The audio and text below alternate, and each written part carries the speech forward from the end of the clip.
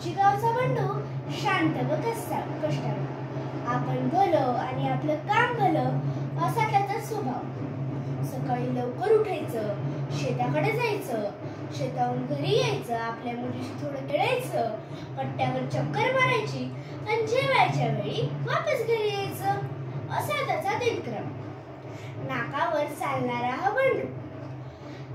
एके वर्षी पीक पाणी चांगलं आलं म्हणून बंडूने आपल्या परिवारासाठी नवे कपडे शिवले आणि स्वतःसाठी इजार शिवली. बंडू मामांचा इजार शिवण्याचा आकार थोडा चुकला. पुढे बघूया आपण नाटिका. इजार जरा लांब झाली, चांगली 4 बोटं लांब झाली. आता परत बंडू मामांकडे जायचं म्हणजे, अगं इजार जरा 4 बोटं कापून टाकू घालतीस का? आई, ए आई, इजार जरा लांब झालीये, 4 बोटं कापून टाकू घालतीस का? मला जेवण बनवायचंय, मी त्याच्या शाळेत जायचंय. मला नाही जमणार, मला केवढा अभ्यास पडलाय. आता शाळेची वेळ होईल, तू आईला सांग की